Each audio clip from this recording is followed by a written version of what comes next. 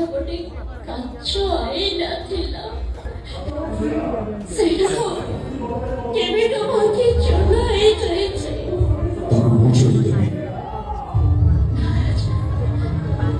କାଗଜ ଧରିବାକୁ ଚେଷ୍ଟା କରେ ହାତରେ ବାଜି ହାତର ରକ୍ତ ଝରିବ।